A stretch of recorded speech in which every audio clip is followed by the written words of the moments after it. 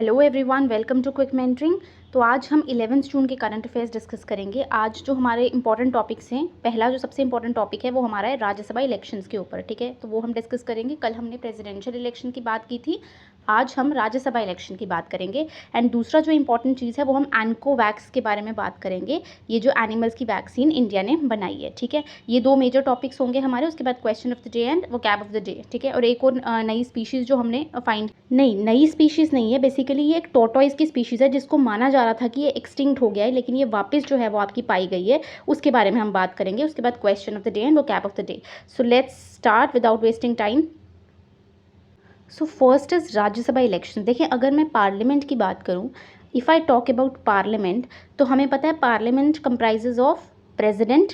ठीक है, प्रेसिडेंट होता है हमारा, लोकसभा होता है जिसको हम हाउस ऑफ पीपल भी बोलते हैं, एंड राज्यसभा होता है जिसको हम काउंसिल ऑफ स्टेट्स भी बोलते हैं। ठीक है, प्रेसिडेंट की इलेक्शन की बात हमने कल की थी कि कैसे इलेक्शन कंडक्ट होती है। ठीक है, लोकसभा की इलेक्शन को हम जनरल इलेक्शन भी बोलते हैं, जो एवरी 5 ईयर्स कंडक्ट होती है। और जो लोकसभा की इलेक्शन है वो हमारी first pass the post system जो है वो हमारी उससे कंडक्ट होती है। वो हम देखेंगे कि क्या होता है। राज्यसभा जो है हमारी, उसकी जो इलेक्शन होती है वो होती है proportional representation by single transferable vote. तो ये टर्मिनोलॉजीज हम देखेंगे कि ये सब क्या है।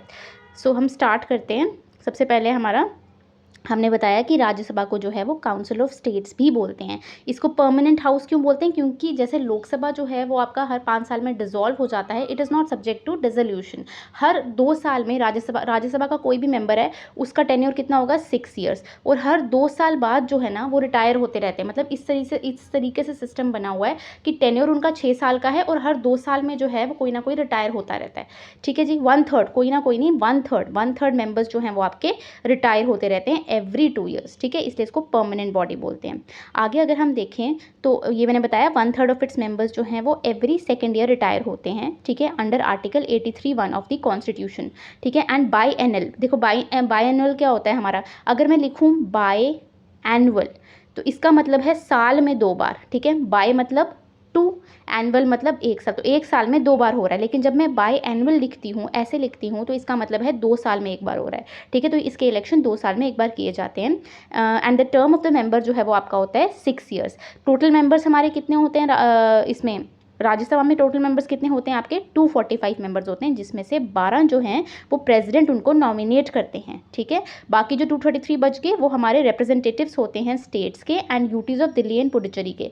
देखिए, JNK जो है वो हमारा यूटी है, इसका भी लेजिस्लेचर होगा, लेकिन जब से ये यूटी बना है इसके अभी तक इलेक्शन कंडक्ट नहीं हुए। तो जब इसके इलेक्शन कंडक्ट होंगे, इसका भी लेजिस्लेचर होगा, तो ये भी जो है यहाँ पे जो है ये भी वोटिंग करेंगे। ठीक है, नेक्स्ट है हमारा 83 आर्टिकल, हमारा किससे रिलेटेड है? 12 नॉमिनेटेड मेंबर्स की। कौन से मेंबर्स को आप नॉमिनेट कर सकते हैं? तो प्रेसिडेंट कौन से मेंबर्स को नॉमिनेट कर सकता है? जिनको स्पेशल नॉलेज या प्रैक्टिकल एक्सपीरियंस हो लिटरेचर में, साइंस में, आर्ट में। ठीक है जी। और नॉमिनेटेड मेंबर जो है जब वो इलेक्ट होके जब नॉमिनेटेड होके आता है राज्यसभा में, तो वो विदिन 6 मंथ्स जो है वो कोई पार्टी ज्वाइन कर सकता है। उसके बाद अगर होगा तो वो डिफेक्शन हो जाएगा, लेकिन उससे पहले जो है वो कोई भी पार्टी ज्वाइन कर सकता है। अब कुछ ये तो हो गया कि जब उनका टेन्योर खत्म हो गया, जब उनके 6 साल खत्म हो गए, तो तब ये इलेक्शंस हो रही हैं। लेकिन अगर वैकेंसी अराइज हो रही है, कोई अगर रिजाइन कर दे, ठीक है, कोई किसी की डेथ हो जाए या कोई डिस्क्वालीफाई हो जाए, तो वो एक या 2 सीट्स जो आपकी वैसे अराइज होती हैं वो आपकी बाई पोल से कंडक्ट होती हैं। मतलब कि जो है सिर्फ उस कॉन्स्टिट्यूंसी के लिए जो है वो आप जो है वो इलेक्शन कंडक्ट करते हैं। ठीक है, इसमें एक और चीज़, जब राज्यसभा की बात करते हैं तो 4th शेड्यूल जो है वो बहुत इंपॉर्टेंट हो जाता है। ठीक है, 4th शेड्यूल हमारा क्या प्रोवाइड करता है? वो प्रोवाइड करता है एलोकेशन ऑफ राज्यसभा सीट्स की, किस तरीके से सीट्स जो हैं वो स्टेट्स और यूटीज़ को, स्टेट्स को कितनी जैसे JNK में कितनी राज्यसभा की सीट्स हैं, हिमाचल में कितनी राज्यसभा की सीट्स होंगी, तो ये सब चीज़ें जो हैं ये डिसाइड करता है on the basis of population of each state. जैसे कि आप उत्तर प्रदेश को राज्यसभा की सीट्स कितनी देते हो? 31। गोवा को आप कितनी सीट्स देते हो? गोवा को आप 1 सीट देते हो। क्यों? क्योंकि गोवा की पॉपुलेशन जो है वो कम है, इसको कम सीट्स मिली। उत्तर प्रदेश की पॉपुलेशन जो है वो ज़्यादा है, उसको ज़्यादा जो है वो सीट्स जो हैं वो मिलेंगी। तो अगर आपसे क्वेश्चन पूछा जाए कि क्या जो राज्यसभा की सीट्स एलोकेट होती हैं वो पॉपुलेशन के हिसाब से होती हैं, तो बिल्कुल सही, वो पॉपुलेशन के हिसाब से होती हैं। अब है कि कौन राज्यसभा, जैसे कल हमने प्रेसिडेंशियल इलेक्शन की बात की थी, तो प्रेसिडेंशियल इलेक्शन में क्या होता है आपका? एक इलेक्टोरल कॉलेज होता है, जिसमें कौन कौन होते हैं? लोकसभा एंड राज्यसभा के जो इलेक्टेड मेंबर्स हैं वो होते हैं, एंड लेजिस्लेटिव असेंबली के जो इलेक्टेड मेंबर्स हैं वो होते हैं। जब हम राज्यसभा की बात करते हैं तो राज्यसभा में कौन इन्वॉल्व होता है? सबसे पहले तो इसकी इनडायरेक्ट, वो तो हमें पता है इनडायरेक्ट होती है। कौन इन्वॉल्व होता है? Elected members of state legislative assemblies. यहाँ पर भी हम नॉमिनेटेड नहीं लेते, लेकिन यहाँ पे हम क्या लेते हैं? जो स्टेट असेंबलीज हैं उनके इलेक्टेड मेंबर्स। कैसे? Through a system of proportional representation bye means of single transferable vote. ठीक है, अब देखो इसको मैं आपको समझाती हूँ। जब मैंने बात की थी कि लोकसभा की इलेक्शंस कैसे होती हैं, देखिए लोकसभा की इलेक्शंस जो है हमारी एवरी 5 ईयर्स कंडक्ट की जाती हैं, first pass the post system. Let suppose कि हमारी 4 पार्टीज हैं, इसको ध्यान से समझना, 4 पार्टीज हैं हमारी। ठीक है, ए को मिले आपके 32% वोट्स, मतलब टोटल जितने भी वोट्स कास्ट हुए, जितने भी लोगों ने वोट दिया उसमें से 32% जो है वो ए को मिले।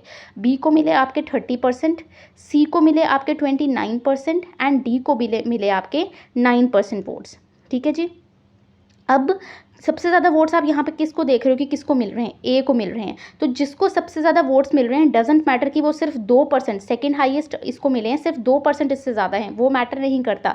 अगर सबसे ज़्यादा वोट्स इसको मिल रहे हैं तो गवर्नमेंट जो है वो ये बनाएगी, ए पार्टी जो है वो गवर्नमेंट बनाएगी। ठीक है, तो ये होता है हमारा first pass the post system, ये बिल्कुल सिंपल होता है। दूसरा जो होता है वो होता है हमारा प्रोपोर्शनल रिप्रेजेंटेशन। प्रोपोर्शनल रिप्रेजेंटेशन मतलब in proportion to the votes, in proportion to the votes. ठीक है, सीट्स आपको कैसे मिल रही हैं? In proportion to the votes. मतलब जैसे यही अगर मैं एग्जांपल लूँ, यहाँ पे जो मैंने एग्जांपल ऑलरेडी ली हुई है, जस्ट अ सेकंड, ये जो मैंने एग्जांपल ली हुई है इसमें आपका ए को मिला 32%, बी को मिला ठीक है, तो ए को मिला हमारा 32%, बी को मिला था 30%, सी को मिला था आपका 29% एंड डी को मिला आपका 9%। तो अब प्रोपोर्शनल रिप्रेजेंटेशन में क्या होगा कि अगर इसको 32% मिला है तो उसको 32% सीट्स मिल गए, मतलब सबके सब गवर्नमेंट बना रहे हैं, आप इस तरीके से सोच सकते हैं। मतलब अगर ये शेयर है, ये शेयर अगर है हमारा ए का, ये शेयर है अगर हमारा बी का, ये शेयर है अगर हमारा सी का, और ये शेयर है डी का, तो सबको जो है वो सबको इंपॉर्टेंस मिल रही है। आप ऐसे याद रख सकते हैं, सबको इंपॉर्टेंस मिल रही है। ठीक है, अब इसमें आप कैलकुलेट कैसे करते हैं कि कितना जो है वो वोट होगा, कितना वोट चाहिए होगा जीतने के लिए। अब मैंने आपको बताया था कि प्रोपोर्शनल रिप्रेजेंटेशन तो है, लेकिन हमारे में सिंगल ट्रांसफरेबल वोट यूज़ होता है। क्या यूज़ होता है? Single transferable vote. Single transferable vote का क्या मतलब होता है? प्रेफरेंसेस देते हैं। जैसे कि सपोज ये है ए बी सी डी, ये सपोज 4 कैंडिडेट्स हैं आपके। ठीक है, 4 कैंडिडेट्स हैं आपके। अब ए को जो वोटर्स हैं, ठीक है, मैं वोटर हूँ, आप वोटर हो, हम लोगों ने प्रेफरेंसेस दी। ठीक है, सपोज फर्स्ट प्रेफरेंस ए को 4 मिली, बी को 3 मिली, सी को 2 और डी को 1। तो इसको सबसे ज़्यादा प्रेफरेंसेस मिल रही हैं ए को, तो ये फर्स्ट नंबर पे आ गया। सबसे कम प्रेफरेंसेस मिल रही हैं डी को। तो सिंगल ट्रांसफरेबल वोट में क्या होगा, जो इसकी प्रेफरेंसेस होंगी ना, ये इन तीनों में डिवाइड हो जाएंगी। सपोज ये जो डी को जिसने फर्स्ट प्रेफरेंस दी, सपोज मैंने जो है वो डी को फर्स्ट प्रेफरेंस दी। ठीक है, तो मैंने ए बी सी डी में से ए को दी थर्ड प्रेफरेंस, बी को दी सेकंड, सी को दी फोर्थ और डी को दी फर्स्ट प्रेफरेंस। तो मैंने मेरे जैसे जो हैं जितने लोगों ने ए और बी सी को जितने वोट्स दिए होंगे ना, वो इनमें जो है वो डिवाइड हो जाएंगे। थोड़ा सा टेक्निकल है ये, मतलब आपको इसमें जो सबसे कम जिसको प्रेफरेंस मिली है उसके जो जितने वोट्स हैं वो आप इन तीनों में जो है वो डिवाइड कर देंगे। ठीक है, तो इतना टेक्निकल हमें जाना नहीं है, बस आपको ये याद रखना है प्रोपोर्शनल रिप्रेजेंटेशन क्या होता है, first pass the post system क्या होता है, और सिंगल ट्रांसफरेबल वोट में आप बेसिकली करते क्या हैं। अब कैसे पता चलेगा कि वो जब मतलब कब तक हम ये करते रहेंगे? ये बेसिकली चलता रहेगा जब तक वो जो वैलिड वोट्स हैं वो आपको मिलना जाए। वो वोट्स कितने होंगे? टोटल एमएलएज आपके रीजन में कितने हैं, divided by number of seats कितनी हैं, नंबर ऑफ सीट्स +1। ये जो फिगर जितना आएगा ना, इनटू आप कर लोगे 100। तो उतने वोट जब तक आपको नहीं मिलेंगे तब तक जो है आप ये प्रोसेस सिंगल ट्रांसफरेबल वोट वाला जो है वो करते रहोगे। मतलब जैसे यहाँ पे मैंने एग्जांपल दी है, if there are 5 seats and 60 MLAs, तो क्वालिफाइंग मेंबर कितने होंगे? मैंने बोला 60 कितने एमएलएज हैं टोटल अपॉन 5 सीट्स हैं, 5 + 1 कर दोगे 6 हो जाएगा। ठीक है, कितना बचा? ये बना 10, और फिर इसको जो है वो 100 से मल्टीप्लाई कर दोगे तो वैल्यू कितनी आ गई हमारी 1000। तो जब तक उस इंसान को 1000 वोट्स नहीं मिल जाएंगे तब तक जो है वो विनर जो है वो घोषित नहीं होगा। तो यही हमारा जो है वो प्रोसेस। यहाँ पे अगर आप देखें, a single transferable vote means electors can vote for any number of candidates in order of their preference. A candidate requires a specified number of first preference votes to win. Each first choice vote has a value of 100 in the first round. ठीक है, तो ये हमारा थोड़ा सा technical था। I hope ये clear हुआ हो। देन है हमारा पावर्स ऑफ राज्यसभा। देखें पावर्स ऑफ राज्यसभा की अगर मैं बात करूँ ना, जो कॉन्स्टिट्यूशनल अमेंडमेंट बिल्स होते हैं जो सबसे इंपॉर्टेंट होते हैं, कॉन्स्टिट्यूशनल अमेंडमेंट बिल्स जो होते हैं उनमें राज्यसभा लोकसभा की इक्वल पावर होती हैं।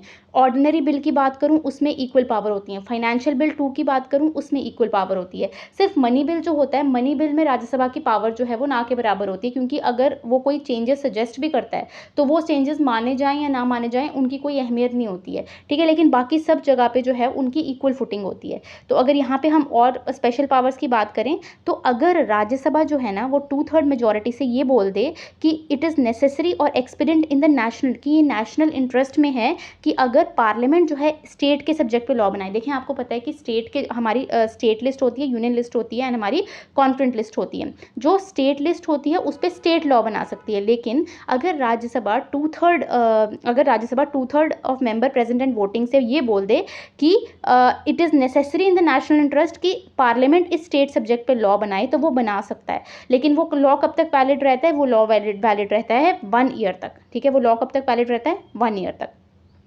अ similar route can be adopted for recommending creation of, वैसे ही वो ऑल इंडिया सर्विसेज आर्टिकल 312 से हमारी ऑल इंडिया सर्विसेज बनती हैं, तो राज्यसभा जो है वो इस चीज़ के लिए भी रेकमेंड कर सकता है, ये भी उसकी स्पेशल पावर है, ठीक है। ऑल्सो जो आपकी इमरजेंसीज होती हैं उनकी जो प्रोक्लेमेशन होती है उसको अप्रूव करना, ये भी राज्यसभा की पावर के अंडर आता है, ठीक है जी। तो ये हमने राज्यसभा के बारे में सब कुछ पढ़ा कि इलेक्शंस हमारी कैसे होती हैं। फिर आप मुझे एक चीज़ बताओ कि क्या राज्यसभा में सीक्रेट बैलेट होता है या ओपन बैलेट होता है? तो राज्यसभा में हमारा क्या होता है? ओपन बैलेट होता है, लेकिन ऐसे नहीं कि कंप्लीटली ओपन कि आप सबको दिखा दें, नहीं। जो आपकी पार्टी होती है, पार्टी का एक विप होता है, ठीक है, एक विप होता है, उसको जो है वो आपको आपने दिखाना होता है कि मैंने इसको वोट दिया है, ठीक है। तो क्या इसमें क्रॉस वोटिंग है? क्रॉस वोटिंग हो सकती है कि सपोज मैं बीजेपी का हूँ तो मैं कांग्रेस को वोट कर सकूँ, क्या उससे कोई फर्क पड़ेगा? तो हाँ, हो सकता है, लेकिन अगर आपकी पार्टी, आपके विप को जब पता चलेगा कि आपने किसी और पार्टी के लिए किया है तो वो आप पे डिसिप्लिनरी एक्शंस ले सकते हैं, ठीक है जी। चलें, नेक्स्ट टॉपिक है हमारा इंडियाज़ फर्स्ट कोविड-19 वैक्सीन फॉर एनिमल्स, एनकोवॉक्स। क्या ये वर्ल्ड की फर्स्ट है? नहीं, वर्ल्ड की फर्स्ट नहीं है।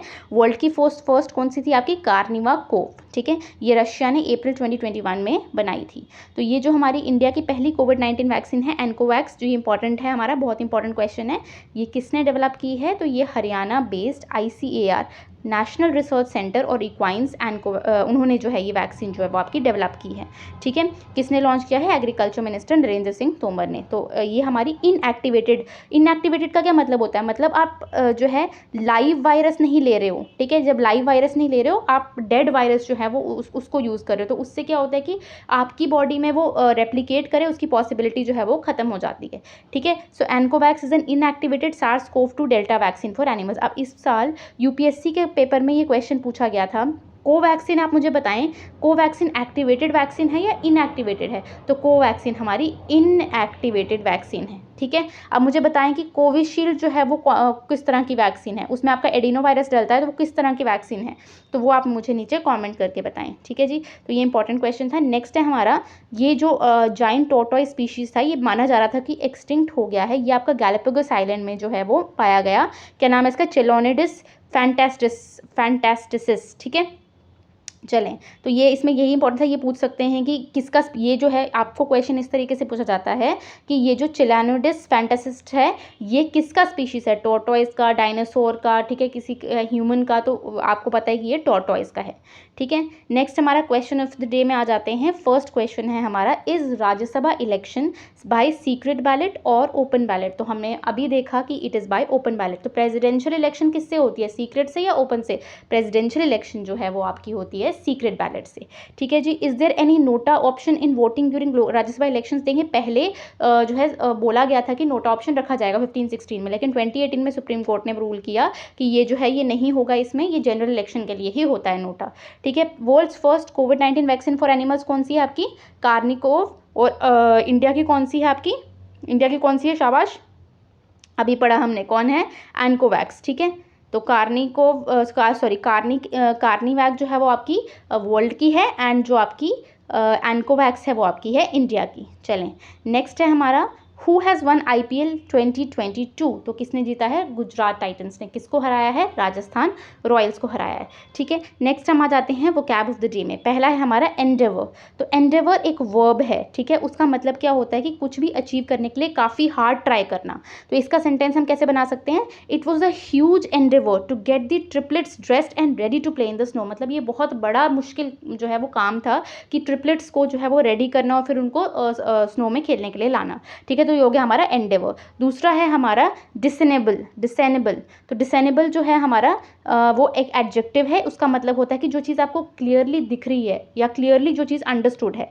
Difference between the two is really discernible. ठीक है, दोनों के बीच में डिफरेंस का क्लियरली जो है वो आपका दिख रहा है। नेक्स्ट इज आपका एम्ब्रॉयल्ड। एम्ब्रॉयल्ड भी एक एडजेक्टिव है। एडजेक्टिव क्या होता है? जो किसी की विशेषता बताता है। तो मतलब एम्ब्रॉयल्ड हो गया किसी के साथ डीपली एक आर्ग्यूमेंट में या कॉन्फ्लिक्ट में या डिफिकल्ट सिचुएशन में जो है वो इन्वॉल्व होना। तो इसमें जैसे the new drug has been embroiled in controversy. ठीक है जी, चलें नेक्स्ट है हमारा आर्डियस। आर्डियस भी एक एडजेक्टिव है, मतलब कि काफ़ी डिफिकल्ट, काफ़ी मुश्किल और hard. This is an arduous task for anyone to undertake. तो आज हमने डिफिकल्ट एंड टास्क वाले काफ़ी ज़्यादा क्वेश्चंस किए हैं। अब मैंने कुछ दिन पहले आपको वो कैब में करवाया था टिमेरिटी। आप बताएं टिमेरिटी क्या होता है? ऑप्रोबियम करवाया था मैंने। ऑप्रोबियम क्या होता है? ये इंपॉर्टेंट वर्ड्स हैं, ये न्यूज़पेपर से उठाए गए हैं। न्यूज़पेपर से ही उठा के आपके चाहे बैंक का एग्जाम हो या कोई भी जहाँ पे वो कैब पूछी जाती है, यहीं से उठा के जो है वो आपके क्वेश्चन पूछे जाते हैं। ऑल्सो अगर नहीं भी आपके एग्जाम्स में पूछे जाते हैं तो आपकी वो कैब जो है वो अच्छी हो जाएगी। तो आप जो है इन पे काम कर सकते हैं, इन वर्ड्स पे काम कर सकते हैं। So that's all for today. Thank you for watching. अगर आपको PDF चाहिए तो नीचे आप दिए गए टेलीग्राम लिंक पे क्लिक करें, वहाँ पे आपको इसकी PDF मिल जाएगी। Thank you so much.